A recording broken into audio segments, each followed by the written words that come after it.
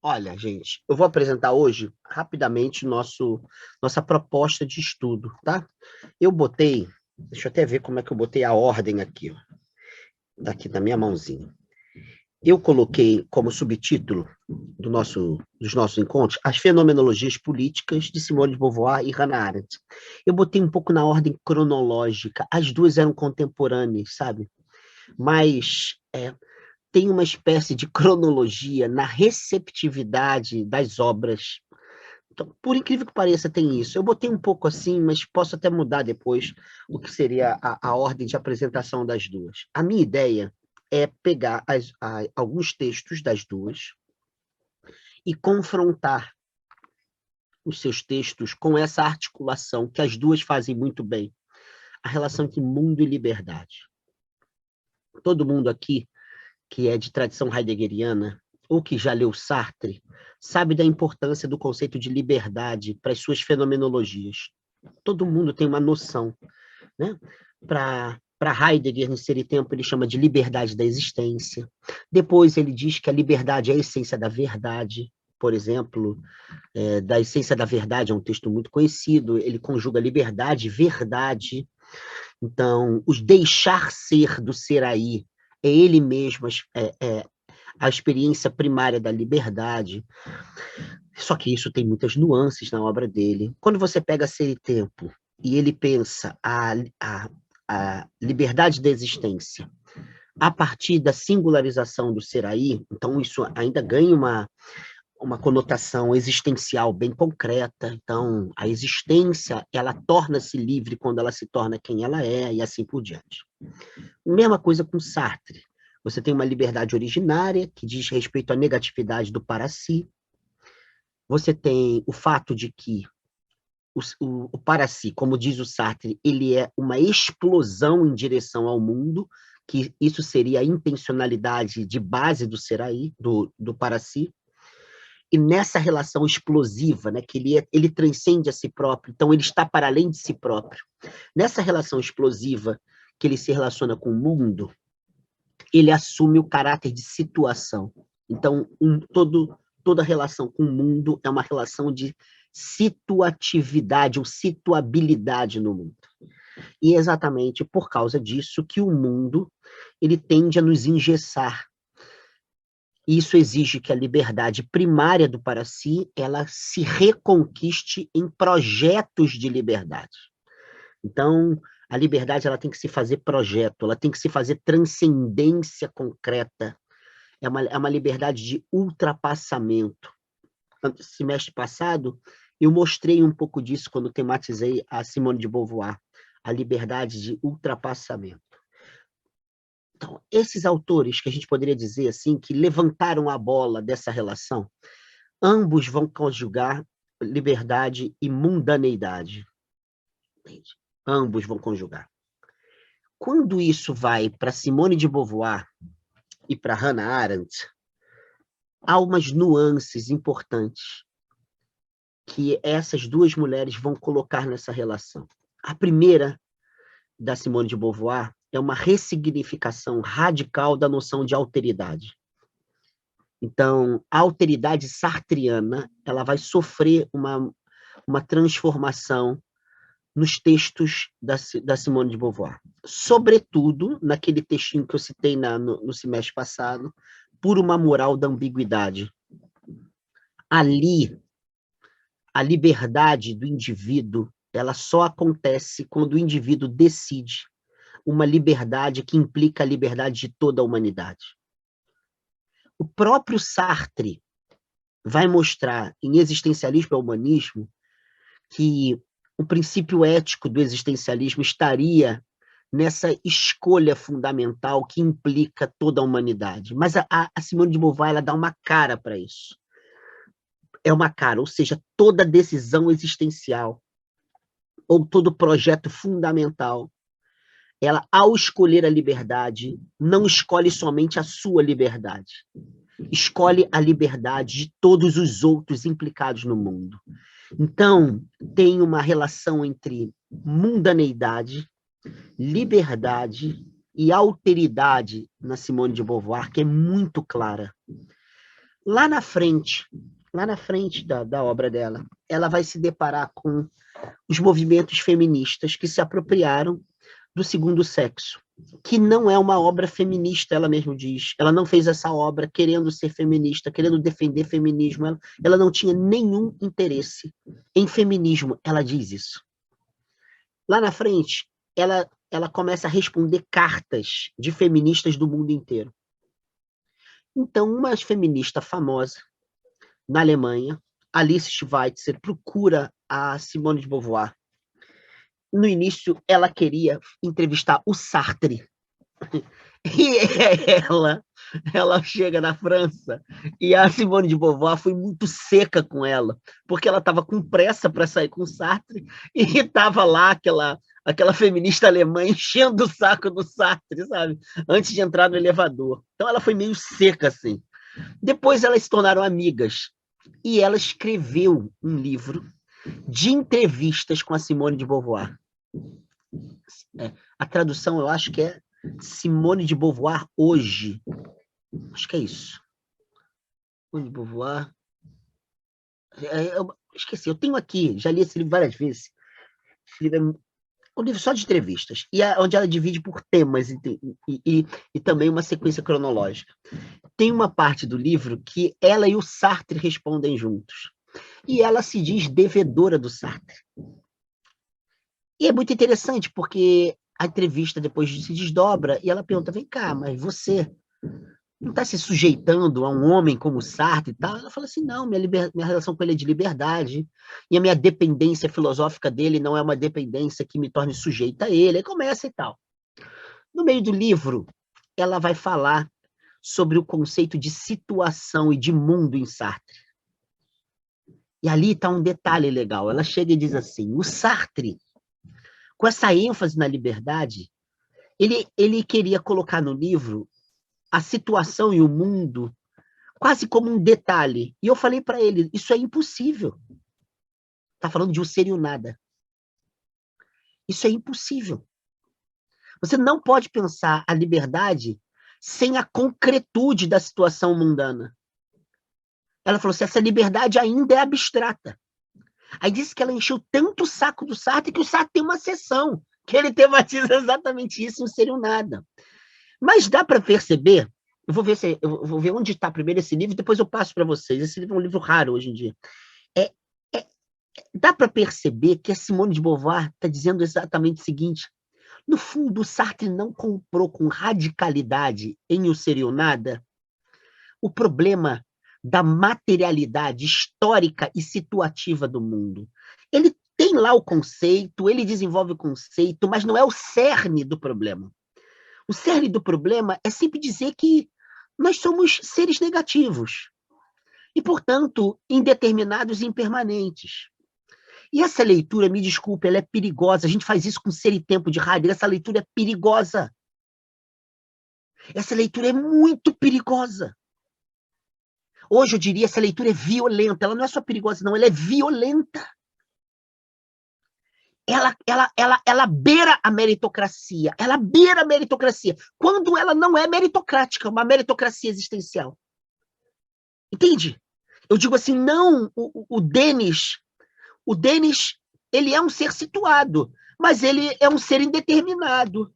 Se ele é um ser indeterminado, então ele não é uma marionete da situação. Então, Denis é o que faz de si próprio. Entende? Essas frases de efeito que o próprio Sartre corroborou.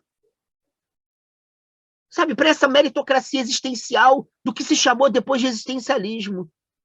Não, o Denis é o que faz de si mesmo. A situação não faz o Denis.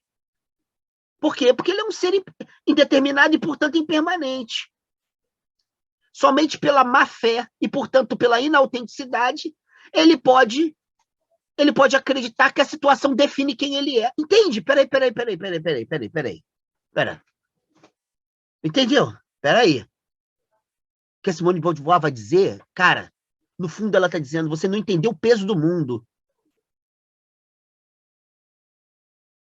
Você não entendeu a potência material do mundo. Entendeu? As materialidades históricas.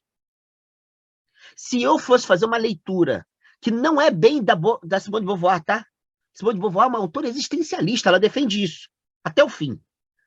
Mas se a gente fosse fazer uma leitura feminista do existencialismo da Simone de Beauvoir, que eu acho que é muito plausível e necessária, eu diria o seguinte, mesmo de maneira não explícita, está atravessando assim, o juízo que ela tem da relação entre liberdade, mundo e situação, a materialidade histórica da condição de mulher. Dela, a materialidade histórica. Porque a gente geralmente lê o Segundo Sexo muito baseado nas lutas que vieram depois. E é mais que saudável e necessário ler assim. Mas tem a primeira parte, é sobre experiência vivida. Ela está fazendo fenomenologia mesmo. Ela está falando de experiência vivida. Ela está falando das condições histórico-materiais, das experiências vividas do tornar-se mulher.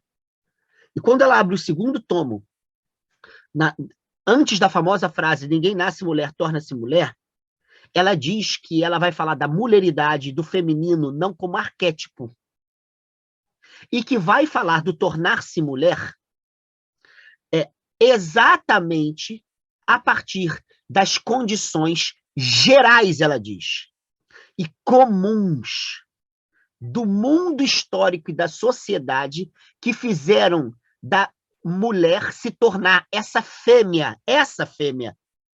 Ela bota essa fêmea, que é o meio termo entre o castrado e o macho.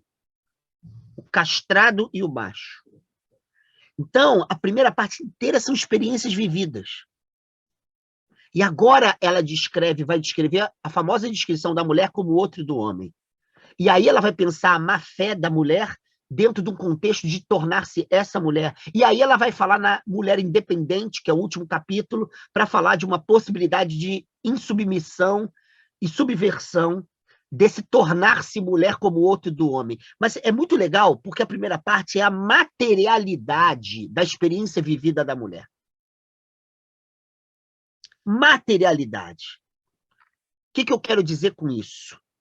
É que nós que fazemos fenomenologia, nós somos muito reféns do gesto kantiano da fenomenologia, que é pensar as condições transcendentais. O que é uma condição transcendental? De maneira muito chula, mas resumindo é isso. As condições de possibilidade de alguma coisa. Então, o mundo é uma condição de possibilidade. A existência, ela é um existencial em Heidegger, por exemplo. E, portanto, tudo que nós realizamos tem como condição de possibilidade o caráter existencial. Então, a gente pensa de maneira transcendental. Não é transcendente, é transcendental. Entendeu? Esse transcendentalismo da fenomenologia, a própria, ainda não cheguei a Hannah Arendt, mas a própria Hannah Arendt vai dizer que é o pecado de quase todos os filósofos e filósofas. Ela fala isso fazendo uma crítica a Heidegger, no ano de comemoração dos 80 anos do mestre dela, de quem ela foi amante também. Para falar assim, esses camaradas se moveram tanto nessa transcendentalidade que quando eles quiseram enfrentar a materialidade, a concretude de fato da história, o fato de existir Banco Itaú, Bradesco, entendeu? Que não aparece nas aulas de filosofia. Entendeu? Aparece todo dia na minha vida, esse filho da puta. Esses dois filhos da puta, esses bancos. Mas não aparece nas aulas de filosofia. Por quê? Não, porque aí, né, já é ôntico, né, para usar a linguagem heideggeriana. Aí não é bem ontológico, né? Não pode servir, não pode ser legal, né? A gente tem que falar do ontológico, das condições de possibilidade, entende? Aí ela diz o seguinte, que quando os filósofos e filósofos vão falar da materialidade histórica, eles se fodem. E diz, cai nisso aí, ó, do Heidegger. Assumiu o nazismo. Entendeu?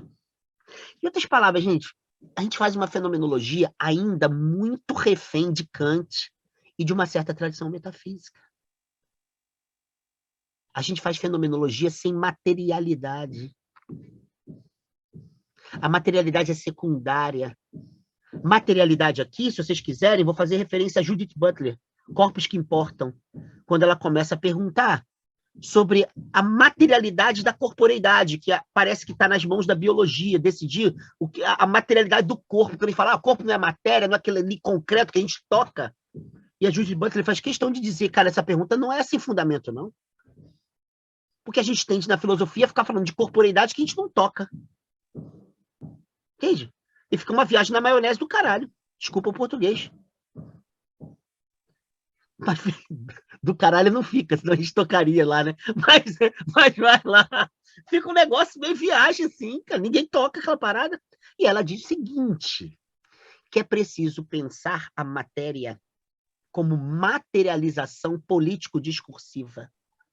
Corpo é materialização político-discursiva.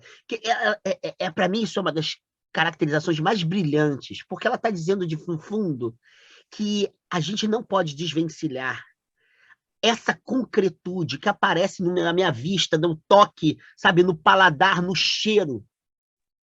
Disso que a gente está chamando de campos fenomenais, de campos de significação, de sentido, sabe, esses conceitos que quase sempre são etéreos, cara, que eles valem somente numa rede discursiva puramente intelectualizada. Entendem? Então, a Hannah Arendt também, mas vai lá, a Simone de Beauvoir, ela fez questão de materializar essa parada. Eu vou ver se eu passo para vocês um texto dela sobre o capitalismo, que o próprio Paulo Freire cita na Pedagogia do Oprimido. Cara, ela vai falar do capitalismo por aquilo que ele faz conosco no cotidiano, na materialidade dos nossos comportamentos, sabe? Na competitividade que há entre as pessoas, nesses olhares de rebaixamento ou de objetificação. Ela está falando ali. Quer entender essa lógica? Olha ali. Materializa essa merda. Torna isso concreto. Sabe? Não transcendentaliza, não. Nós somos seres mundanos. Mas qual mundo? Qual mundo, galera? Qual mundo? Eu dou aula na UERJ em frente da Mangueira. Eu moro na zona sul do Rio, que você passa o túnel, que é como a gente chama aqui no Rio, que é um outro planeta. Entendeu? É um outro planeta. A gente está falando de que mundo, que situação mundana, que materialidade. Ah, todo ser aí é ser no mundo, para si é ser no mundo. Qual mundo? Isso não interfere. Não, mas peraí. Mas nós somos seres com uma negatividade ontológica, né? Essa expressão, na verdade, é do Sartre. Negatividade é uma expressão do Sartre. Nós somos seres de negatividade ontológica, não somos? Somos. Então, nós somos aquilo que fazemos de nós mesmos. É mesmo no complexo do alemão? Vai lá. Tenta fazer. Vai lá, tiozão. Faz aí. Fica tirando essa tua onda de doutor. Vai lá, porra. Sobe aí. Você tá falando do quê? Entende? É um pouco isso que a Simone de Beauvoir quis falar pro Sartre. Cara, dá um peso na situação, cara. Equilibra essa parada. Não é bem equilibra. Mostra que tem um peso desgraçado isso, cara. Isso não é tão simples assim, não. Você está querendo falar de liberdade, indefinição, indeterminação. Você está querendo dar esse peso. Você não está vendo que isso pode dar merda? É claro que o Sartre mudou, gente. O pensamento político do Sartre é bem diferente disso. Crítica da razão dialética é bem diferente disso. A análise do neocolonialismo é bem diferente disso. O Orfeu Negro, que ele fala lá das poesias de Madagascar, que entram na França, e ele fala como é que a cultura malgaxe, quando fala francês, o que ela faz com a materialidade do francês da França. Cara, é maravilhoso. O Sartre... Isso é 1948, hein? Então, já tem desdobramentos posteriores ali e tal. Não estou querendo falar mal de ninguém, mas o acento da Simone de Beauvoir que é legal. Ela fala na entrevista, eu estou pedindo por Sartre mais choque de materialidade mundana. É mais ou menos isso, entende? Choque de materialidade mundana. Pegaram o que eu estou falando? A gente que faz fenomenologia, eu estou há muitos anos nisso. E notei como que eu estava entrando, sabe? Entrando num abstracionismo, cara. No fundo, é um abstracionismo. E eu dou aula há mais de 10 anos para a galera de psicologia fenomenológica existencial. E como se caracterizam certos transtornos existenciários, como quiserem. Hoje eu falo, peraí, como assim? Peraí, eu não entendi, cara. Como assim? Isso aqui tem a ver com um projeto de sentido que está entre a singularidade e a simples adaptação funcional ao mundo. Estava falando agora, antes de entrar aqui para dar aula, com uma mulher, aliás, a Priscila conhece, que é a presidente de honra, que já está há quase 90 anos, da Pastoral do Menor no Rio de Janeiro. Ela estava falando casos da Pastoral do Menor. Ela estava falando de criança, de adolescente que ela está tratando, que tem 4, 5, 19 anos, 5 filhos. Uma menina de 21, 7 filhos. E estava falando das políticas públicas, né, de cuidado dessas meninas, e, ao mesmo tempo, de controle da natalidade. E a relação, o problema muito clássico da igreja com o controle da natalidade. E ela estava me falando, se eu pudesse, eu sugeriria, né, sabe, a ligadura para essas meninas, ou algum método contraceptivo, com injeção, DIU. E estava falando como é que isso é difícil, ela quer implementar isso dá um problema desgraçado. E aí ela usou a seguinte expressão, ela falou assim, às vezes eu acho que os padres e os bispos, eles não saem dos seus palácios para saber qual é a relação entre procriação e miserabilidade nessas pessoas. Aí ela disse, a igreja é contra o aborto, mas ela não vê que essas meninas têm vidas que já estão abortadas. Essa mulher vai fazer 90 anos. O que essa mulher estava querendo dizer? É que a gente vive nos palácios das abstrações. Maravilhosa. Né, Priscila? Você sabe quem é que eu estou falando? Maravilhosa, maravilhosa. Né? Ou seja, essa pessoa vive num palácio da abstração. Entendeu? Sai do palácio e vai lá ver. Tudo bem, você é contra o aborto, mas aquilo ali não é aborto, não. Aquilo são vidas abortáveis. Porque são abortadas. Porque são abortadas.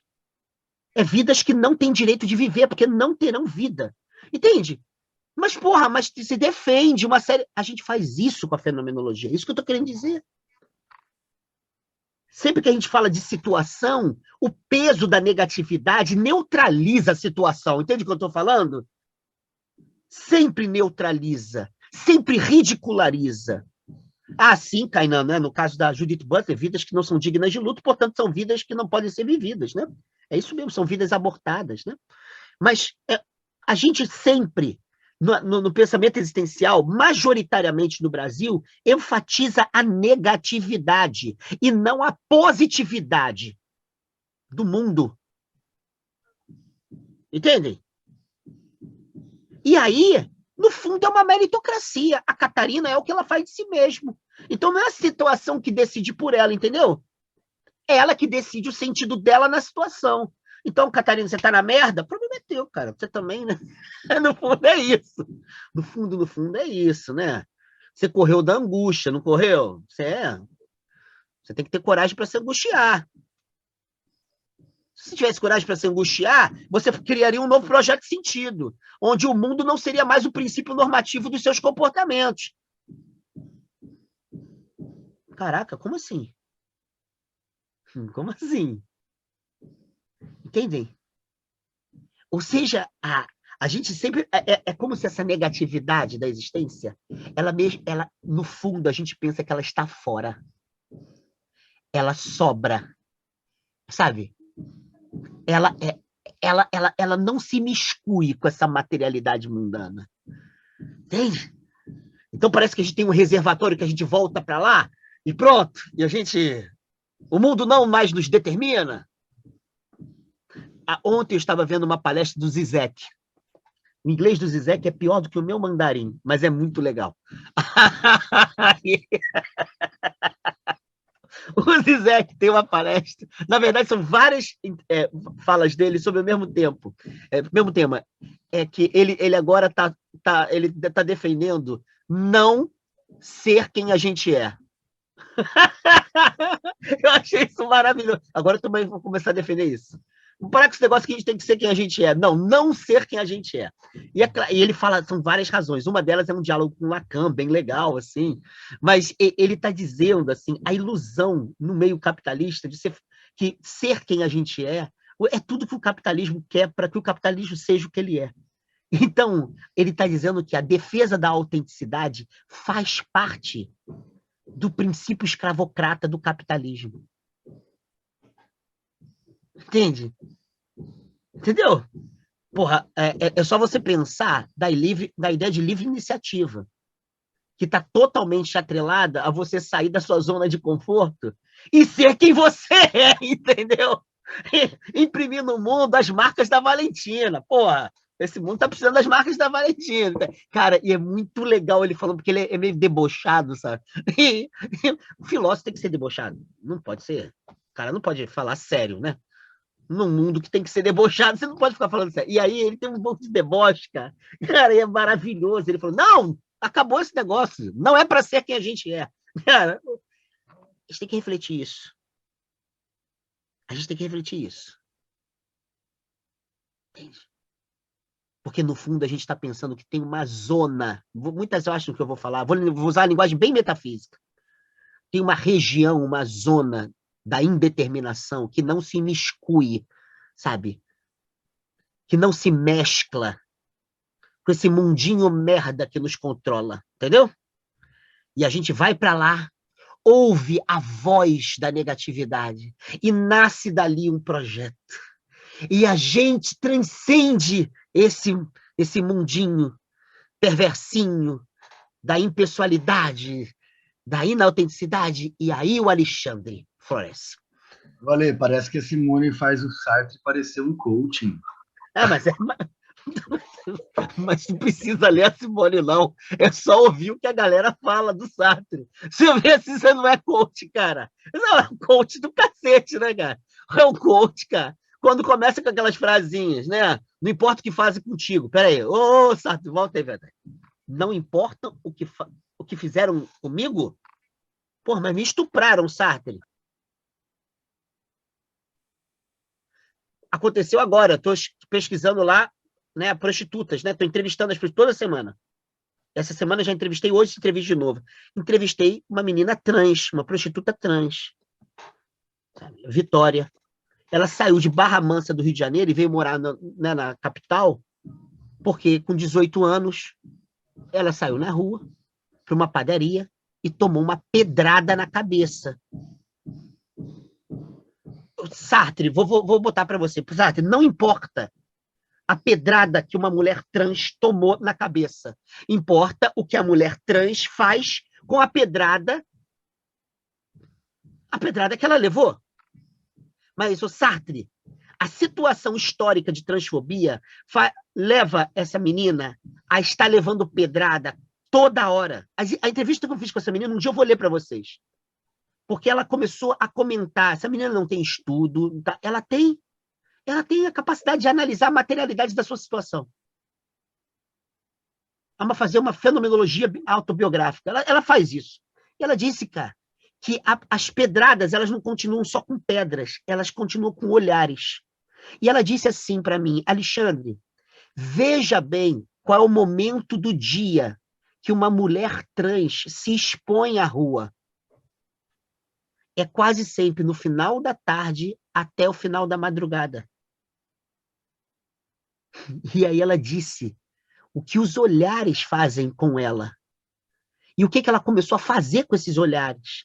Para ela não deprimir, para ela não, sabe, ser destruída. Sobretudo os olhares de mulheres acompanhadas de homens, mulheres cisgênero. Cara, o olhar de ameaça, dela ser uma eterna ameaça. E, portanto, dela ser ameaçada por ser uma ameaça. Sartre, vou voltar para você. Não importa o que fazem com essa mulher? Importa o que ela, como indivíduo, faz com o que fazem dela? Me desculpa. Isso é um individualismo existencial burguês. Me desculpa, Sartre, você era contra.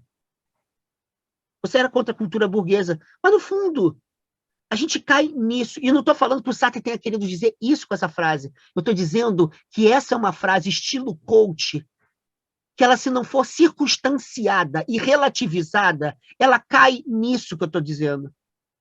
Então, parece que tem uma região da existência, que é a nossa negatividade, que é uma espécie de messias existencial. Porque nos salva do mundo, nos salva do que fizeram da gente, nos salva dos traumas, nos salva do estupro, do racismo, nos salva de tudo. Entende o que eu estou dizendo? Então, a Simone de Beauvoir está dizendo, Sartre, materializa essa merda. Mas materializa mesmo, dá um peso aos conceitos de mundo e de situação. Fala, Kainan, desculpa, amigo. Imagina, Ale, que é isso.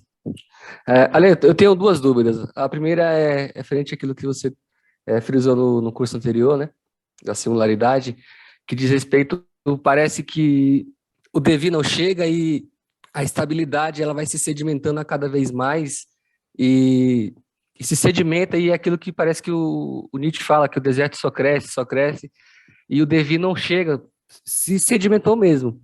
E a segunda pergunta é, mesmo se de fato haver essa estabilidade que não passa, que está sedimentada, é possível pensar em liberdade, em, sabe, em visibilidade, sabe, esses tipos de questões? Kainan, eu diria assim, de maneira geral, sim, é possível. O que eu vou tentar mostrar, no caso da Simone de Beauvoir, é que liberdade é muito mais resistência.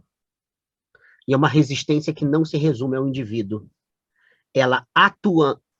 Indivíduo é uma palavra ruim, tá? Porque essa galera não gosta, mas eu estou usando só para frisar.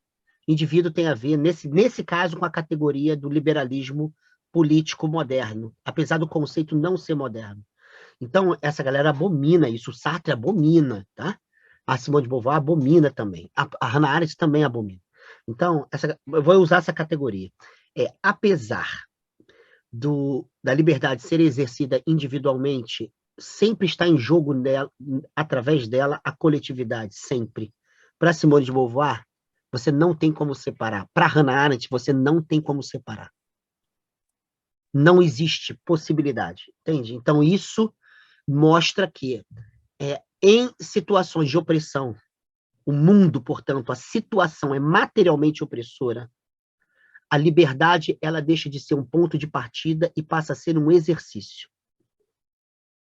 Qual é o nosso problema quando a gente lê Sartre, Heidegger e pessoas afins a isso? É que a gente a gente leva a liberdade como ponto de partida. Por exemplo, a negatividade do para si, a negatividade do ser aí, né? O deixar ser do mundo, né? Isso é um ponto de partida. Todo mundo aqui é indeterminado. Logo, esse é o problema. Só que isso é um pouco contraditório, inclusive para esses dois autores que eu citei, porque não tem logo. Essa galera não tem esse conectivo logo. Eu não posso dizer porque o Igor ele é livre pelo fato dele ser indeterminado. Eu não posso. Por quê? Porque o caráter intencional da existência faz com que o Igor seja arremessado no mundo, ser lançado, parágrafo 29 do Ser e Tempo. Facticidade no Sartre também não é a mesma coisa, mas vai por aí. Ou seja, ser situado no Sartre. A gente já é situação. A gente já é situativo. O problema é que é na situação que a gente exerce as possibilidades de liberdade ou não. Então, a gente não pode tomar a liberdade como ponto de partida. E a Simone de Beauvoir vai fazer questão de marcar isso. Como as situações elas são opressoras, de fato opressoras, a gente tem que pensar não a contradição que há. Somos indeterminados, livres. Temos de nos tornar livres porque vivemos na opressão. Mas se nós já somos indeterminados, já não somos livres? A Simone de Beauvoir vai dizer o seguinte, não é assim. O fato de sermos indeterminados, nós somos livres de determinações metafísicas. Entendeu? Liberdade, nesse caso, é liberdade contrastiva, ou seja, das categorias, das naturezas metafísicas. Nós somos livres disso. Entendeu? Mas nós não somos performaticamente livres. Nós não somos, para dizer uma expressão que o Foucault gosta tanto, asceticamente livres. Ascese em grego é exercício. Nós não exercemos a nossa existência como liberdade. Então, a Simone de Beauvoir vai dizer como a nossa existência ela é sempre a situação no mundo em que somos. Se o mundo é opressor, a liberdade é uma conquista. Então, por isso, a liberdade não é um ponto de partida. Entenderam? A liberdade é uma forma de existência e não é existência, é coexistência.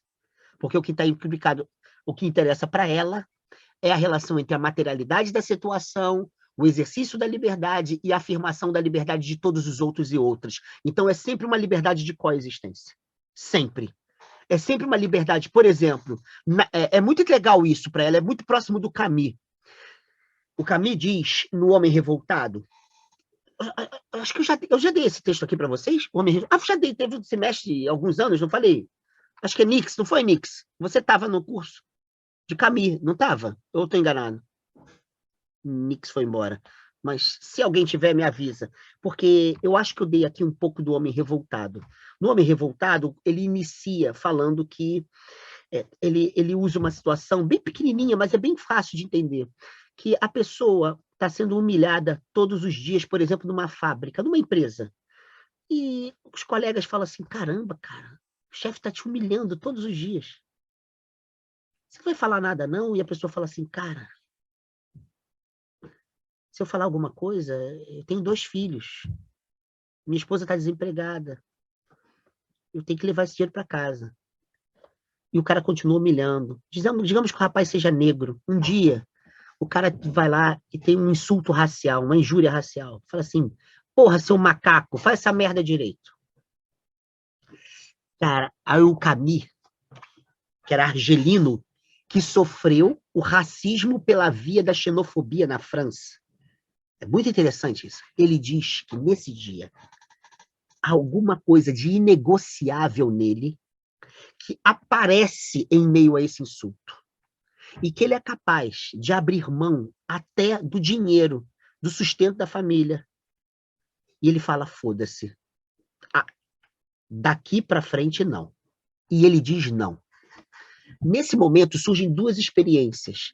Uma delas é a experiência de dignidade, como essa inviolabilidade, que não estava pronta, não estava dada. Ela apareceu no meio da injúria. Então, a revolta é muito interessante. É esse dizer não a essa experiência que ele vai dizer que é a origem da consciência. A origem da consciência é a revolta, diz o Camus. Ou seja, a consciência surge quando ela é capaz de dizer não a um sofrimento derivado de uma experiência de injustiça. Porque quando você diz não a um sofrimento derivado da injustiça, você diz, esse sofrimento não é natural. Ele não provém do fato de eu ser finito. Esse sofrimento é derivado de uma violência. Depois, quando você diz não, é porque você está dizendo sim àquilo que é inegociável, que é a noção de dignidade, que é uma noção cristã, diga-se de passagem.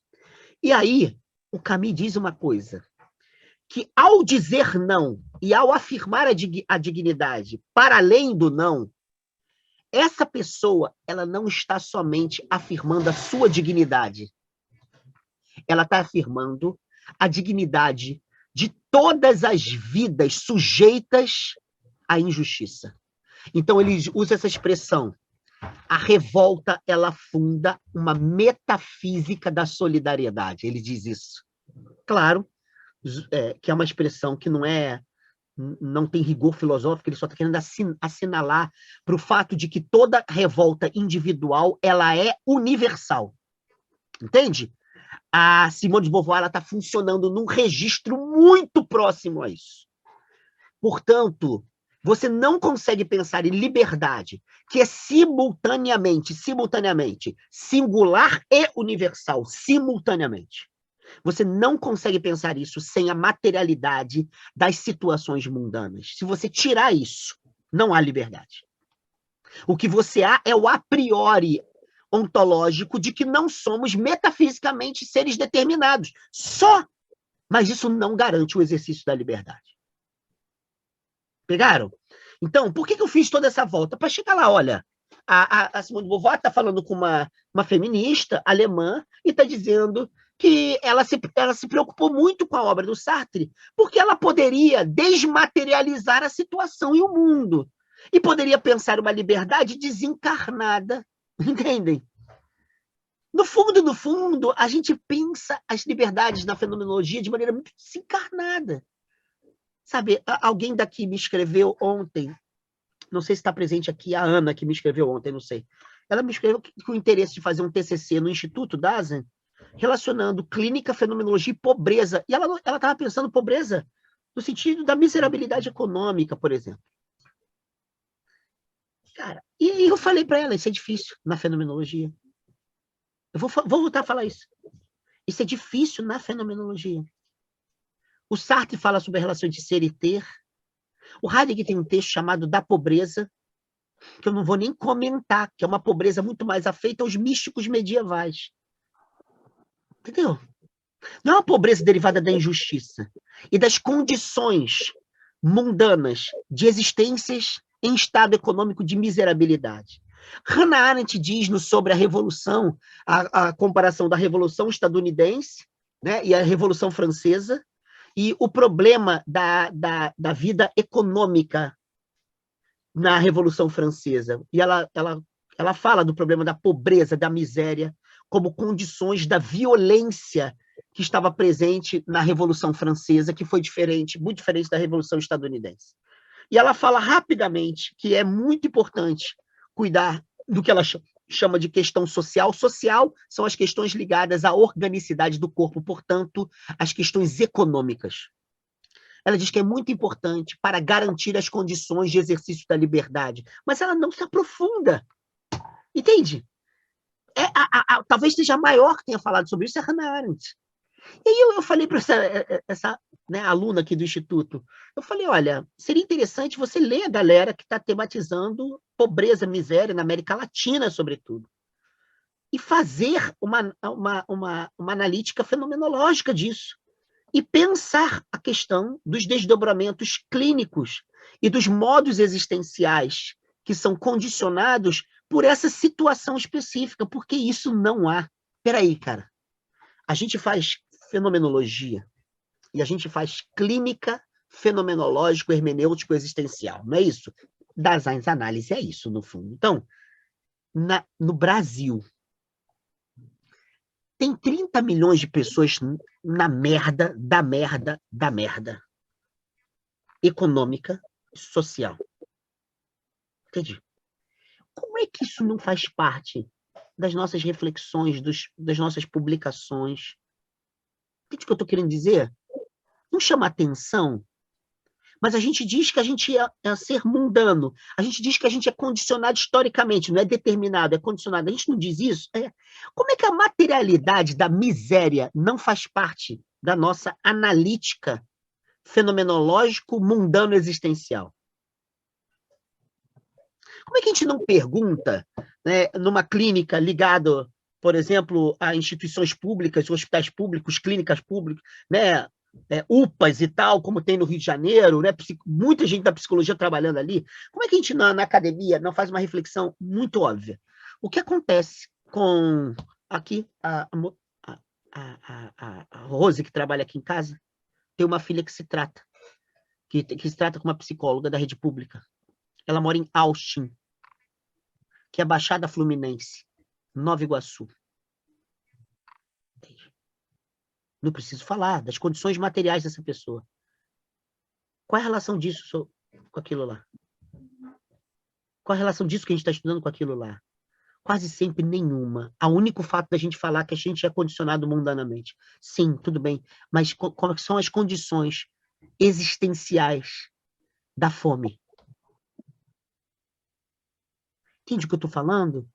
O que a Simone de Beauvoir está chamando a atenção nessa entrevista é que a gente pode cair numa mundaneidade sem materialidade. E vou dizer, a gente sempre cai. Quando eu vejo a galera lá de Portugal fazendo fenomenologia, ou da Espanha, ou de não sei aonde, ou ler autores alemães fazendo fenomenologia e querendo falar de clínica, dá vergonha, porque eu não conheço aquelas pessoas. Vocês conhecem aquelas pessoas que estão ali? Eu não conheço. Geralmente são personagens de romances, né? É Dostoiévski e tal, mas eu não conheço. Você conheceu alguém? Eu não conheci, não. Eu ainda não conheci o Raskolnikov, entendeu? Eu não conheci. Eu conheci o serial killer aqui, entendeu? Eu conheci. É muito desencarnado, cara. Entendeu? É um ser sem materialidade histórica, que fala de história, entende? Então, a Simone de Beauvoir, ela está indo por aí. Então, quando a gente for estudar Simone de Beauvoir, meu desejo com vocês é a gente marcar isso, marcar isso, marcar isso. É ler essa autora que tem uma importância monumental na filosofia e deveria ter na psicologia, mas marcar as experiências vividas no mundo como condição para se pensar uma liberdade que é simultaneamente singular e coletiva. Simultaneamente.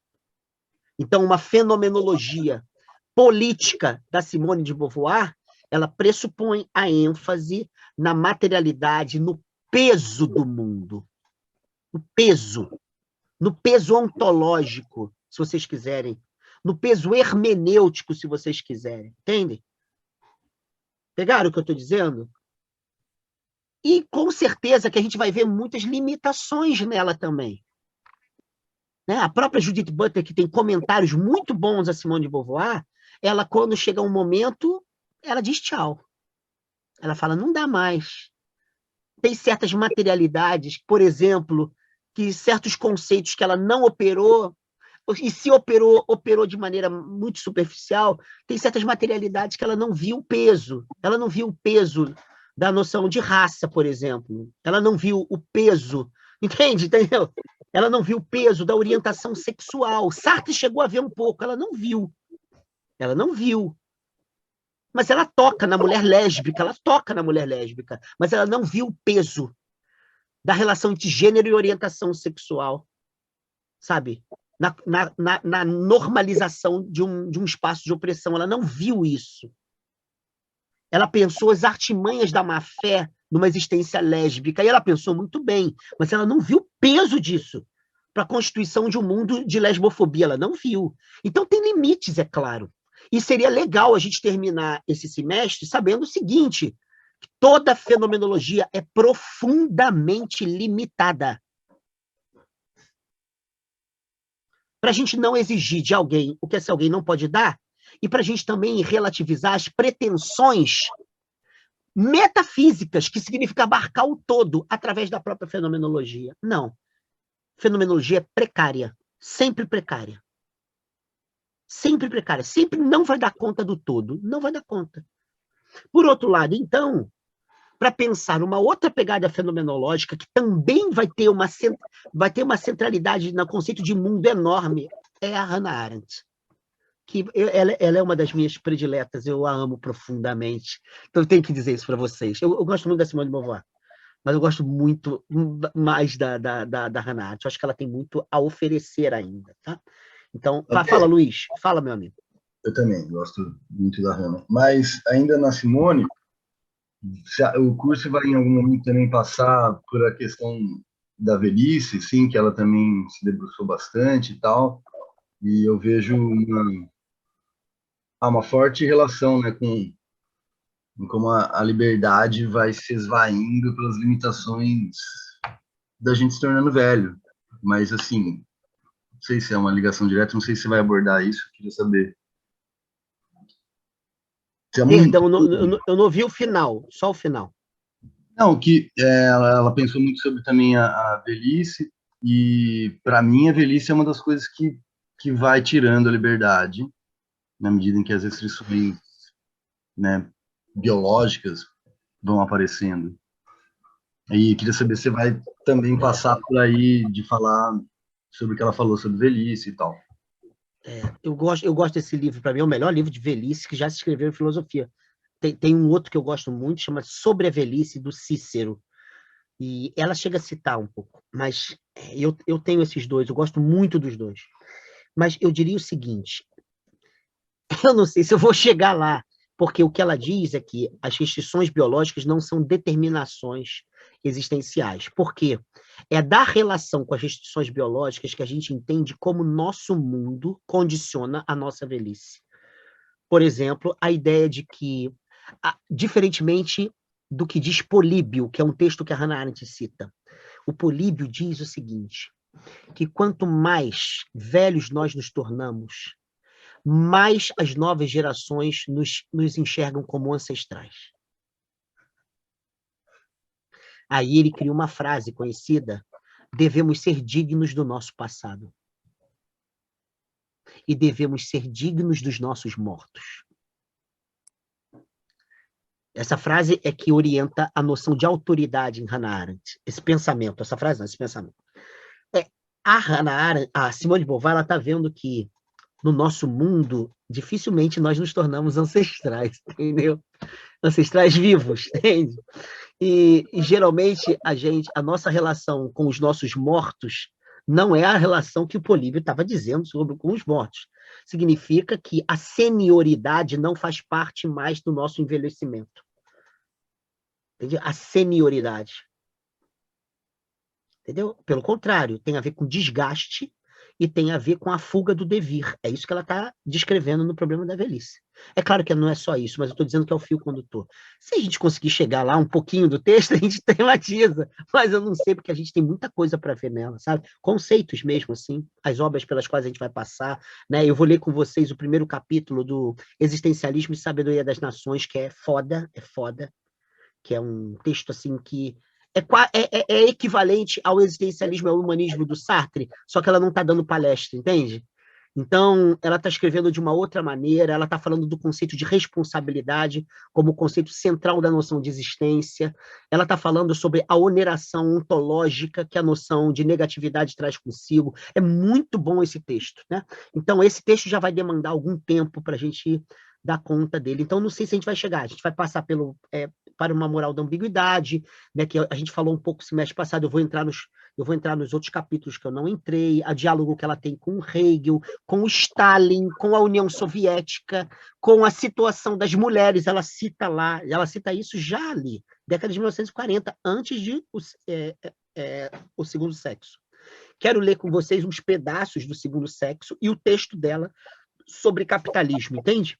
Aí a gente vai ter uma visão dessa relação liberdade-mundo mais ampla. Se a gente conseguir, esse texto é um texto bom, porque ele também mostra a relação com o mundo, né? O envelhecimento, ele está condicionado pela materialidade histórica de um certo mundo, né? Se a gente conseguir, a gente tematiza um pouco dele, tá? Mas não prometo não, Luiz. Legal? Beleza? Então, essa é a primeira coisa. A segunda coisa... O nosso juiz filósofo ergueu a mão aí, Ale. Fala, Richard, eu não vi, cara. Aproveitando que nós estamos ainda na Simone de Beauvoir, parabenizar essa belíssima introdução dessa grande filósofa e mulher, que isso é importante lembrarmos que há filosofia feminina e de bom nível, como o senhor tem exposto para nós. Professor, a Simone de Beauvoir ela tem uma obra extensa, autobiográfica, ou seja, ela vai escrevendo de si mesmo e, através dessa escrita, ela também acaba escapando espaços filosóficos. Poderíamos falar de uma escrevivência, pegando o conceito da Conceição Evaristo, dentro do pensamento de Simone de Beauvoir, ou seja, os fatos da vida da Simone de Beauvoir são fatos historicamente relevantes que acabam se tornando parte integrante da sua filosofia. Diria,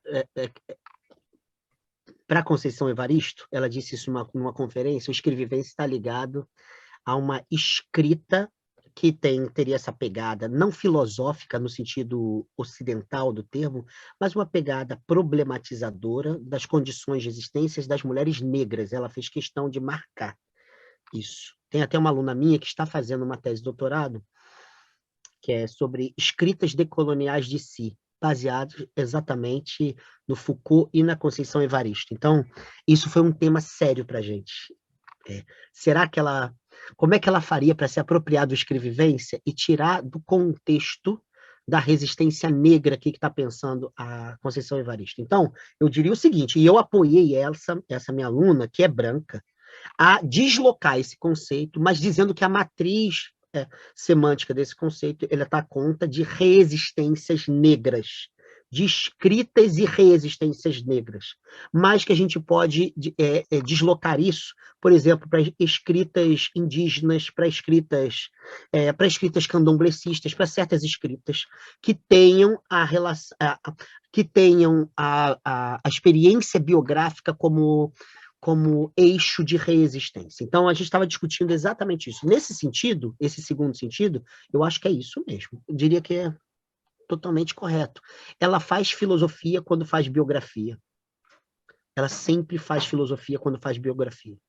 Ela não tem interesse em fazer biografia para ter um relato plenamente objetivo de si própria. Ela quer falar dos projetos de si.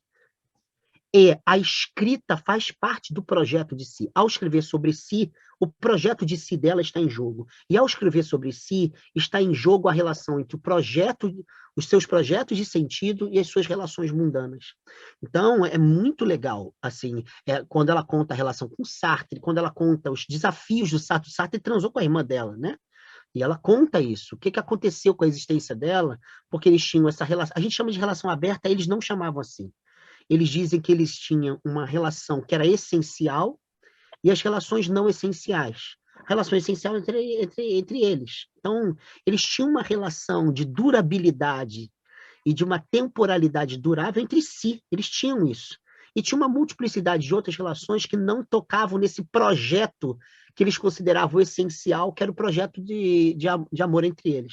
E ela mesmo diz para essa filósofa, para essa feminista alemã, que eles transavam muito pouco, que o sexo não lhes interessava tanto. Muito interessante isso, né? E ela tinha relações sexuais com as alunas, mas quando ele transou com a irmã dela, aí ela mostra o que ela sentiu. Mas ela não mostra meramente para falar assim, porra, fiquei na merda, não. Ela está mostrando como que os projetos de si, eles se camuflam de autenticidade. Então, ela está falando de um problema filosófico. Isso significa o seguinte, que a toda hora devemos estar prontos para os projetos essenciais, que implicam integralmente quem nós somos. Isso fazia parte dela. Então, quando o Sartre transa com a irmã, ela percebe que ela decaiu, ela inautenticou, entende? Então, ela está relatando, não meramente para fazer uma confissão e alguém perdoá-la ou aprová-la, não. Ela está fazendo, de alguma maneira, uma analítica filosófica a partir de relatos biográficos. Então, eu concordo com você. Agora, a escrevivência da Conceição, ela tem um sentido de resistência mesmo. Eu não sei se teria tanto isso na Simone de Beauvoir, entende? Ela está querendo insurreições, ela está querendo variação de si, ela está querendo deslocamentos de si em meio a contextos específicos de opressão, e isso ser feito como uma variação, como um deslocamento. Não sei se seria tanto assim. No entanto, mas numa maneira mais larga, eu concordo com você. Eu acho que isso tá implicado lá na escrita dela, né? Então, primeira coisa, nós vamos tratar disso. No segundo momento, e em articulação com esse, eu queria tratar com vocês da nossa Hannah Arendt.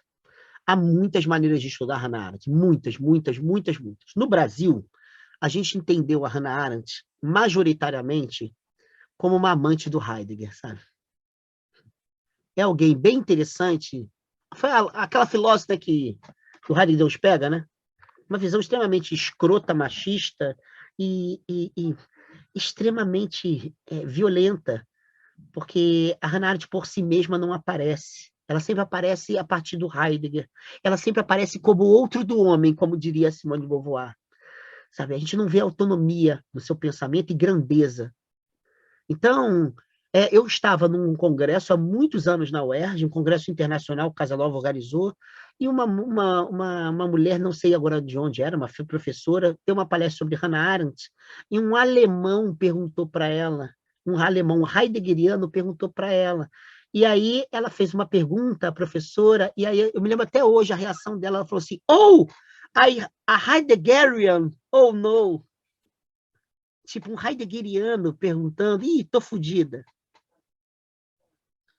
Isso já mostra que não é só no Brasil que heideggerianos violentam arendtianos, entende? Isso. E estão sempre submetendo a Hannah Arendt a Heidegger, de alguma maneira. Entende? Então, o que eu queria aqui, primeiro, é dizer, isso não é para ser feito. Acabou. Quem não lê Hannah Arendt não fica aplicando Heidegger numa autora como ela. Vamos parar com essa violência. A outra coisa, Hannah Arendt é Hannah Arendt, Heidegger é Heidegger. Tem coisas comuns? Tem, mas tem muitas coisas incomuns. Então, e o que há de incomum, aparecendo comum, é a noção de mundo da Hannah Arendt. Eu já li várias teses sobre o problema do mundo da Hannah Arendt, porque um dos conceitos mais famosos da Hannah Arendt, que ela tira de Santo Agostinho, chama-se amor mundi, que é o amor pelo mundo, que em Santo Agostinho é algo negativo. Para ela, é o sinônimo de política. Política é amor pelo mundo, é cuidar do mundo. Isso é política para Hannah Arendt. Então, o mundo é um conceito central. E a galera que faz tese em Hannah Arendt, quase sempre, quando vai falar de mundo, vai para Ser e Tempo do Heidegger, ou vai para Origens da Obra de Arte do Heidegger, e aí chega Hannah Arendt. Não, está errado. Uma aluna minha defendeu tese de doutorado, Hannah Arendt Byung-Chul Han, e ela estudava antes comigo Heidegger. Eu falei assim, não é Heidegger. Você não vai fazer isso com essa filósofa. E ela fez uma tese brilhante, está sendo indicada para alguns prêmios e tal. Ela não usou Heidegger. Eu falei assim, não vai usar. Você não vai usar. Você não vai violentar essa mulher. Mais do que ela já foi. Inclusive, ficou num campo de prisioneiros em 1943 na França. Você não vai fazer isso. Então, vamos ler a Hannah Arendt. E para Hannah Arendt, o mundo é um conceito complexo, que não é o horizonte, a abertura do horizonte da totalidade. Entende? É um correlato da nossa condição humana. Ela não chama de existência, chama de condição humana. Ele é um correlato. Nós não somos somente no mundo, nós somos do mundo, diz a Hannah Arendt. O mundo vai articular vários conceitos importantes. As coisas fabricadas pelas mãos humanas, o espaço da aparência enquanto aparição, ou seja, mundo é visibilidade. Visibilidade da pluralidade de singularidades humanas. Então, a noção de singularidade não depende de uma transformação em cada ser aí, depende de uma aparição no contexto do mundo. Depois, a Valentina, eu indiquei algumas, mas a gente vai se orientar aqui. Eu vou começar, eu uma vez fiz isso aqui, eu vou voltar a fazer essa estratégia para apresentar rapidamente a Hannah Arendt.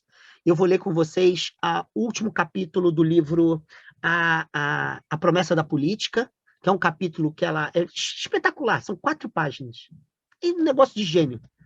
Ela está concluindo um curso que ela deu sobre história do pensamento político, e ela faz uma conclusão do curso, e ela publica a conclusão em 4 páginas, que ela faz uma análise do nosso tempo de maneira estupidamente genial. 4 páginas.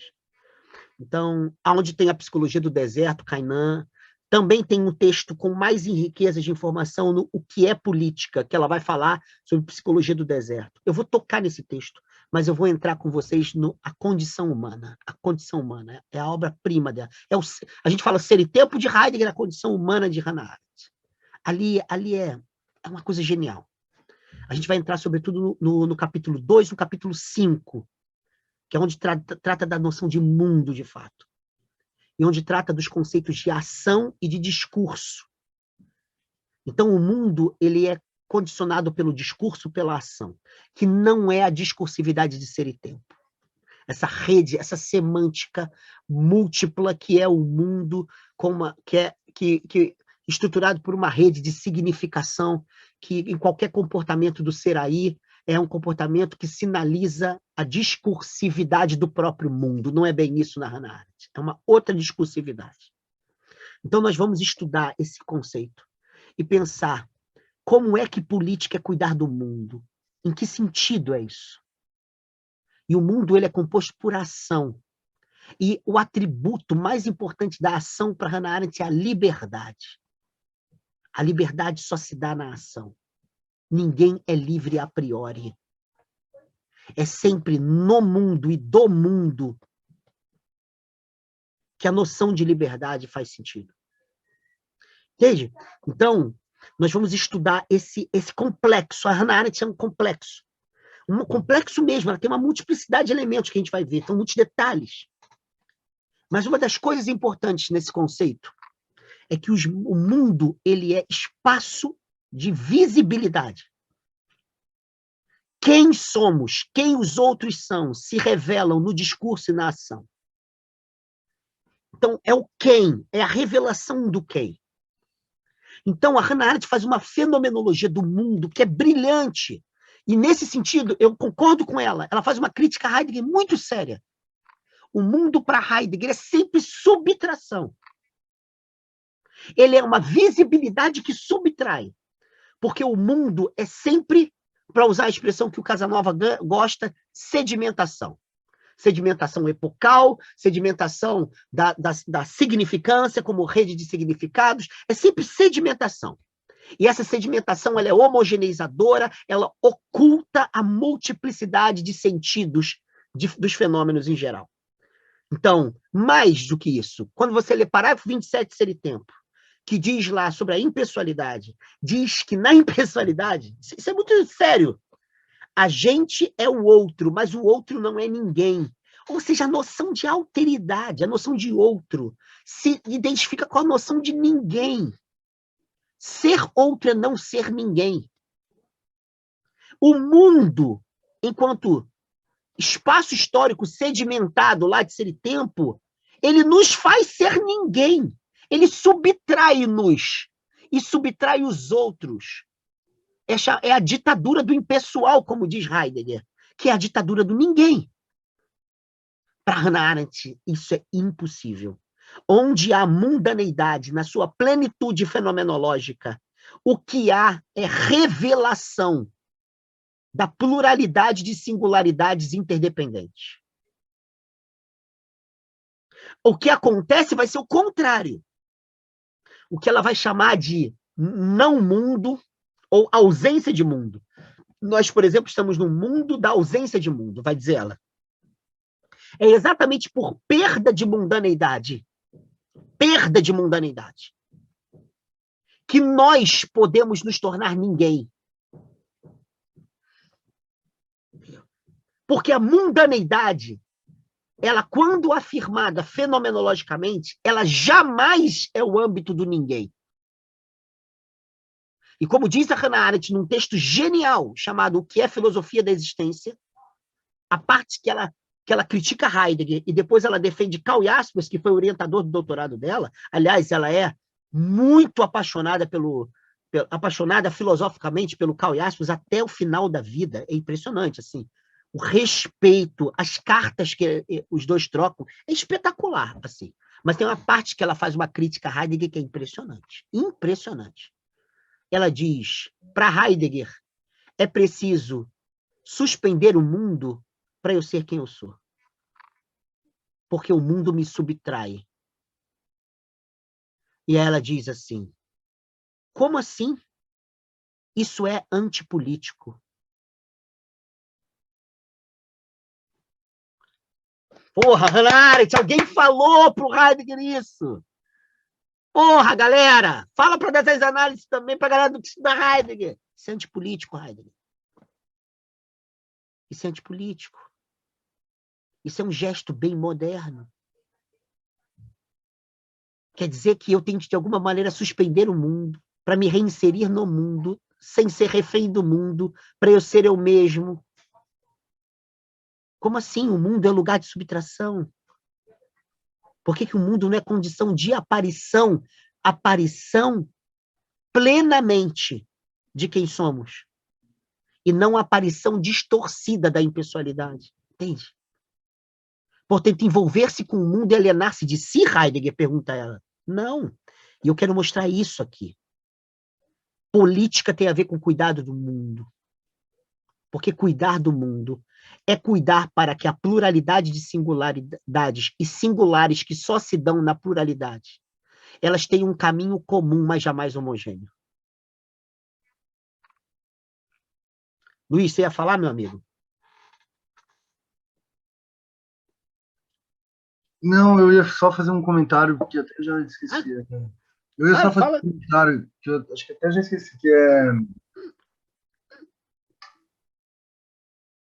eu tenho me preocupado muito com os marcadores sociais, né? Um conceito de quem chega na minha clínica, justamente para tentar escapar da psicologia do deserto, né? Assim, que é um pouco isso que você estava falando, né? Então, como assim, Heidegger?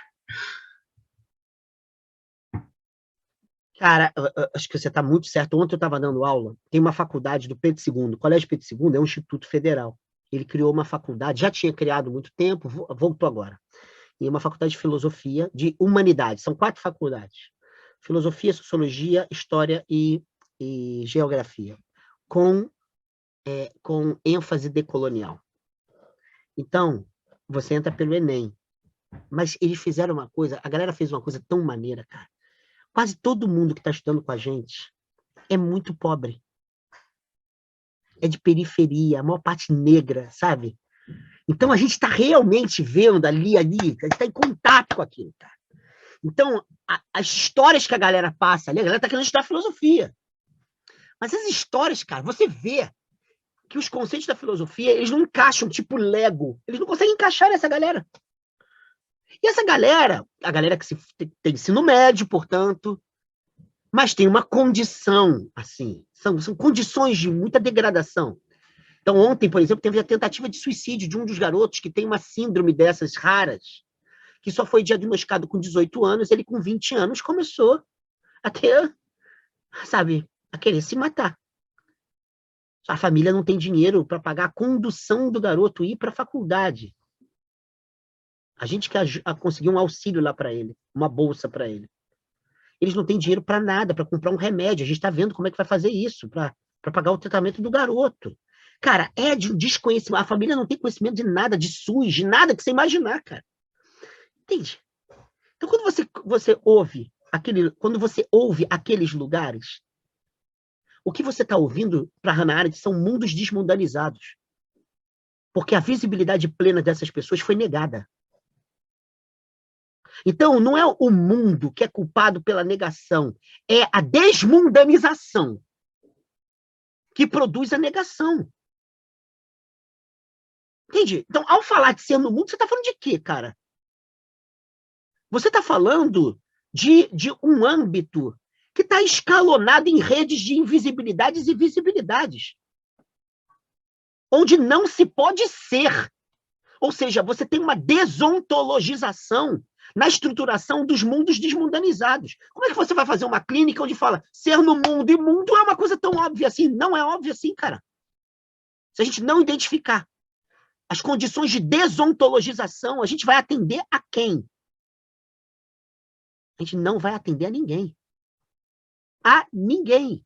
Então, cara, é muito bom você pensar isso. Porque a gente sempre, na fenomenologia, achou isso. Não, mas isso aí ou é ôntico, ou não é originário. Sabe, gente, eu já estou de saco cheio dessas dicotomias metafísicas na fenomenologia. Não, isso não é originário, isso é epifenomênico. Não, isso é ontológico, isso não é ôntico. É isso, cara. Quer dizer que você vai usar o argumento de que o ontológico ele vai invisibilizar o ôntico, porque o ôntico é menor, ele é derivado? Não, eu não consigo imaginar. A Hannah Arendt não tem isso. Eu acho que é muito bom estudar fenomenologias que não operem isso, entende? Ela é uma fenomenóloga. Todo mundo sabe que ela é uma fenomenóloga. Ai de quem disser que ela não faz fenomenologia, porque ela faz fenomenologia. Só que ela não cai na empáfia do originário, sabe? Que, no fundo, é um novo fundamento, né? No fundo é isso. Que a gente usa para invisibilizar o fundamentado, o não originário. Entendeu? Entende? A única coisa que hoje eu levo desses conceitos que a gente estuda aqui em Heidegger e tal, que para mim são muito importantes, eu estou há mais de 15 anos lendo essa parada, galera. Então, assim, não venham achar que eu acho tudo isso é uma merda, é claro que não. Mais de 15 anos mesmo, isso agora eu estou pensando é bem mais, mas a única coisa que eu levo é, o ser humano ele não é, ele é indeterminado. A única coisa que eu penso significa, o fato da gente ser indeterminado não significa que a gente não seja condicionado. Então, a indeterminação, ela me permite não ser refém dos condicionamentos só. Agora, eu não olhar os condicionamentos significa eu não fazer fenomenologia. Eu estou estudando agora a história do conceito de raça, que é complexo pra cacete, tá? Não é isso, negócio assim, a pessoa negra, não. Tem uma multiplicidade de formas de racialização, inclusive no projeto colonial do século XV. Isso é uma multiplicidade, é um leque de racializações. Por exemplo, antissemitismo judaico é racialização. Nos chamar de latino nos Estados Unidos é racialização. Né? Um filho de japoneses que aconteceu em São Paulo foi estudar no Japão e num shopping disseram que um latino entrou no shopping, o nome disso é racismo. O xenofobia é um tipo de racialização, entende? Então são muitas racializações. E elas são condições históricas. Se eu disser assim, não, tudo bem, mas originariamente a gente é indeterminado, a gente está elegendo a indeterminação como uma espécie de fonte idílica. Não, a única coisa que a indeterminação tem que nos ajudar é dizer o seguinte, a racialização não nos totaliza só, mas ela é constituidora de ser. Entende? Ainda que seja o ser da invisibilidade, mas ela é constituidora. Entende o que eu estou dizendo, Luiz? Então a gente não pode cair nisso, cara. Esses marcadores, eles não são ônticos, superficiais, quando a gente imagina. Eles são marcadores de condições históricas, de produção de invisibilidade fenomenológica. Ou seja, ser sem poder ser, isso é invisibilidade. Então, o que eu gostaria aqui com vocês é de pegar a Hannah Arendt com muita seriedade, transitar em alguns temas, sobretudo lá na condição humana, pensar a noção de mundo, ação, discurso, né? Pensar a distinção entre... Vou usar a tradução que eu gosto, né? Labor, trabalho, ou labor, obra e ação. Minha filha está espirrando, se vocês ouviram, é ela que está do meu lado, espirrando sem parar. Então, trabalho, obra e ação, ou labor, obra e ação, como quiser. Essas distinções, pensar a noção de sociedade, que é uma noção muito importante. Ó, mandaram saúde para você aqui, filho. Bruno mandou. Obrigada, Bruno. Mandou um obrigado, Bruno. Então, bobeira, né? Então, a gente pensar essa multiplicidade e estudar, essa vai ser minha proposta mais para o final, as condições de desmundanização do contemporâneo. Nesse sentido, a noção de sistema totalitário na Hannah Arendt é muito atual. Da onde vai desembocar os dois tipos de mal que a Hannah Arendt estuda. O mal radical e a banalidade do mal. Então, eu queria, com vocês, fazer esse trajeto, legal? Pegar conceitos fundamentais lá da condição humana, e chegar à noção da desmundanização atual do mundo. Ela tem um histórico de desmundanização para ela, que já começa com a obra do Platão, mas ela se torna uma ruptura radical com os totalitarismos do século XX, e os totalitarismos, para ela, eles são vozes de um sistema totalitário. Então, uma coisa é o regime totalitário, outra coisa é o sistema totalitário. No sistema totalitário, ela analisa a lógica, ela faz uma fenomenologia do sistema totalitário, uma análise fenomenológica, onde ela vai mostrar o que é uma ideologia totalitária, ou a disposição afetiva do terror. Cara, aquilo é genial, é uma coisa de gênio. E aí, a partir disso, a gente vai ver por que a gente está num tempo extremamente problemático para Hannah Arendt. porque um novo tempo não surgiu, e a gente está nesse não mais e ainda não. É assim que ela diz, não mais e ainda não. A nossa tradição ocidental, ela entrou em crise no século XIX, vai dizer ela, com Nietzsche, com Kierkegaard e Marx, mas ela foi rompida com o sistema totalitário. Então, a gente está num mundo com muitas desmundanizações. Por isso que a política, enquanto cuidado do mundo, cuidado com o mundo, ela é cada vez mais rara. A política como vou usar a expressão técnica dela, desculpa que a gente ainda não estudou, tá? Mas a política como estratégia de controle e governança social é o que há, mas não como cuidado do mundo. Então, sociedade não é mundo para Hannah Arendt. Entendeu? A gente ainda vai estudar isso. Sociedade diz respeito a um campo fenomênico específico. O mundo é outra parada. A gente vive na ausência de mundo. A gente vive no ocaso do mundo. Portanto, não há espaço para liberdade, uma vez que a liberdade só se dá no mundo como um atributo da ação. E nesse mundo desmundanizado onde estamos, no lugar da ação surgem os comportamentos. E onde há comportamento, existe previsibilidade. Onde há previsibilidade, não há liberdade. Então, estamos sem mundo, muitos comportamentos e nenhuma liberdade. Legal?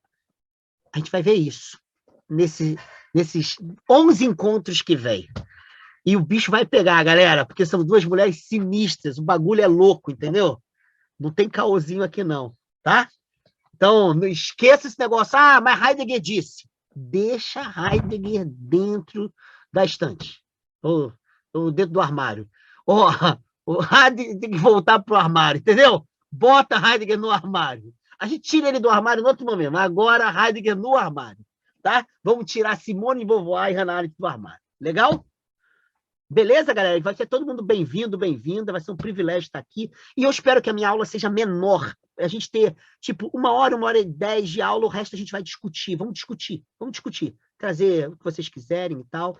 Quem gosta de filme, tem a Simone de Beauvoir tem um documentário, 2 documentários sobre ela, que já passaram no canal Curta. Tentem procurar, tem 2 documentários muito legais sobre ela. Um é um docudrama, até.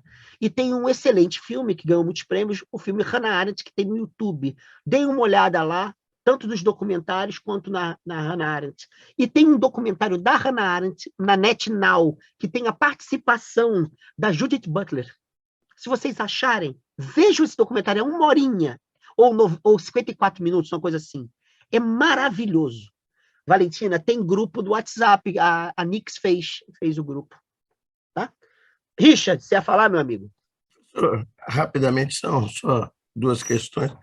Professor, não poderíamos, na vertente fenomenológica da Hannah Arendt, porque ela faz, com certeza, a fenomenologia, os primeiros capítulos de Condição Humana é pura fenomenologia, Origem e Totalitarismo é também fenomenologia. Ela não está na trilha, não estou dizendo que ela está seguindo Heidegger, mas ela está na trilha de toda a boa fenomenologia, que é conquistar uma certa transparência situativa do que acontece hoje, ou seja, indo em busca de fenômenos originários, para que não deixe com que o mundo, utilizando a palavra de Casanova, mais uma vez, né? Até porque a gente só tem acesso a ser e tempo a Casanova, isso é só para animar a manhã do senhor, professor, porque nós não estaríamos frente a uma tradição encurtada que precisaria ser aí dissipada através de uma transparência situativa. E, nesse mesmo sentido, a segunda pergunta é: o segundo Heidegger talvez não mereça, assim, uma carta de confiança maior do que o Heidegger de Ser e Tempo, já que ele faz aquela virada histórico-antológica e trabalha mais com a condição humana do homem contemporâneo, seja niilismo, técnica, Eu sei que são grandes temas, né, que talvez escape ainda a questão ôntica mais próxima, vamos dizer, daquilo que é invisibilizado pela própria fenomenologia. Mas já é uma grande evolução, né? Comparado a 100 tempos. Olha, eu sou leitor de Heidegger, mas eu não quero ser procurador de Heidegger. Assim, outro dia eu peguei minha carteirinha de procurador de Heidegger e rasguei. Eu fiz isso. É um problema pessoal, eu rasguei. A galera sempre queria que eu defendesse Heidegger de alguma maneira. Eu falei, não precisa. Nem ele precisa disso, nem eu. Mas eu diria o seguinte, tem uma coisa que a galera que veio depois de Heidegger não leva em conta, é o mundo como horizonte, como aquilo que abarca o todo. Isso já, apesar do Heidegger, do segundo Heidegger, ele pensar contemporaneidade, técnica, niilismo e tal, e assim por diante, e ter muitas nuances, e aquilo ser muito rico, ele está sendo orientado pela ideia de época, e a época ela tem uma unidade histórica específica. Essa unidade, na galera que veio depois, Gadamer, Hannah Arendt, ninguém leva em conta, entende? Ninguém leva em conta. Isso ainda é um resquício metafísico. Você tem que fundar o plural num todo uno. Então, essa galera abandona isso. Ainda que tenha a noção de que o mundo ele não tem base metafísica, ele tem uma negatividade nele mesmo, há conceito de acontecimento apropriador ou apropriativo e tal. Tudo bem, eu acho que você está certo.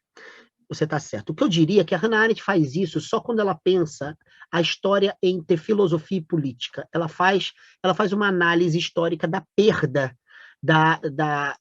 de uma condição de igualdade entre pensamento e ação, filosofia e política. Ela vai pegar Platão e vai mostrar como que isso chega a uma crise no século XIX e depois uma ruptura no sistema totalitarista. Então, ela faz uma análise dessa noção de uma certa transparência usando Sócrates como via de acesso. Então, ela faz. Ela também vai aos gregos para conquistar certas experiências que ela considera imprescindíveis para pensar a experiência política propriamente dita. A noção de mundo, a noção política. Mas ela vai aos gregos, mas o que ela fala dos gregos muitas vezes é ela. Então, tem muito dela na análise dela dessa galera. Mas ela vai aos gregos, Aristóteles, Platão, tal. Depois ela vai a Agostinho para pensar um problema central da liberdade da ação e tudo mais. Então, esse eu diria assim, é um resquício de uma relação entre fenomenologia e hermenêutica. Não é só fenomenologia, é hermenêutica. Né? Agora, o que eu diria da Hannah Arendt assim, é que ela está preocupada com a contemporaneidade, ela quer ser contemporânea de si, o que é dificílimo, e ela está preocupada com o que eu diria uma virada política da fenomenologia. Eu chamaria assim. Eu acho que Sartre e Simone de Beauvoir, eles estavam querendo uma virada ético-política. Simone de Beauvoir, eu acho que ela conseguiu, teoricamente, por uma moral da ambiguidade. E lá ela está pensando a questão da moral, mas ela fala das questões políticas, ela está querendo. Mas a Hannah Arendt é explícita desde o início, ela quer uma virada política da fenomenologia. Então, essa virada não é Heidegger o referencial dela, é muito mais Karl Jaspers. É muito mais Karl Jaspers. Para ela, assim, a pessoa que ela acha que mais animou ela diz que é o Karl Jaspers, que o Karl Jaspers, de uma maneira direta, às vezes, muitas vezes de maneira indireta, fez isso. Ele mostrou, assim, alguns elementos que ela diz, olha, foi por aqui que eu trilhei, porque o Karl Jaspers tinha escrito um texto que me ajudou muito. Agora, ela faz um caminho muito próprio, muito próprio. A Hannah Arendt é alguém, assim, muito ela é muito ela, entende? Ela até compra muitos barulhos por ser ela o tempo todo. Não se filiar. Por exemplo, a galera de esquerda achava que era de direita sempre disse que era de esquerda. E hoje tem gente que fala assim, não, ela é uma democrata, mas ela nunca usou a palavra democracia. Ela usou uma outra expressão grega, que a política tem a ver com condições de isonomia. E ela disse, por que falava isonomia e não democracia? Então você não consegue encaixar, é alguém muito estranho. Entende? Então, essa estranheza, ela aparece na maneira dela fazer fenomenologia, que eu diria que é uma virada política da fenomenologia. Então, ela não tem receita, ela não diz o que é para ser feito, a história não tem regras, mas ela está pensando certos conceitos aliados à noção de mundo e depois à noção de pensamento, que vai ser muito importante para Hannah Arendt, como era para Heidegger também, mas de uma outra maneira de pensar o pensamento. Ela vai dizer que isso compõe para ela é a capacidade da gente levar a sério uma fenomenologia da vida política, entende? Então, eu diria que o diferencial dela, ela tem muitas coisas comuns, em comum com Heidegger, tem mesmo, mas tem um diferencial, ela quer uma virada política da fenomenologia. Isso não é bem heideggeriano, sabe? Heidegger, nos Cadernos Negros, ele fala, o problema de Jesus é que ele era judeu. Caralho, Heidegger. Vou repetir para vocês. O problema de Jesus é que ele era judeu. Sabe por que ele fala isso? Aí vocês podem falar, não, mas ele tem que saber o que é judeu, né? Tem que saber. Tá bom, então vou dizer o que é judeu. O Heidegger dizia que existiam 2 judaísmos, o originário e o derivado. Jesus nasceu num tempo do judaísmo derivado. Não era mais o originário, entendeu? Ele perdeu o judaísmo originário. De onde ele tirou essa merda? Eu queria perguntar para ele, por que você escreveu essa merda?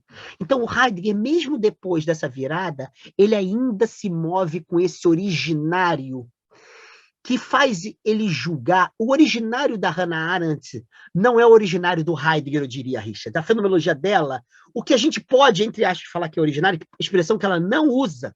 Não usa. Entendeu? Ela não usa isso. Não é o originário do Heidegger. Ela jamais teria a capacidade de falar assim, a partir do originário, falar o problema de Jesus é que ele não era judeu. Ela vai dizer o contrário de Jesus. Vai falar que Jesus foi o judeu que revelou, de linguagem religiosa, um problema político incontornável, o perdão. Ela diz isso e ela analisa uma fenomenologia política do perdão na condição humana. Lindo e genial, cara. Richard, é genial o que ela faz com Jesus. Ela jamais disse, não, Jesus perdeu o originário. Ela diz, não, Jesus nos levou à fenomenalidade do perdão como problema político. Entende? Porque ela não trabalha com essa hierarquização originário-originado. Pelo menos ela nunca falou sobre isso. Fomos! Deu para ir? Espero que a gente tenha um bom curso, tá? A partir de semana que vem o bicho vai pegar. Um beijo para todo mundo, bom almoço.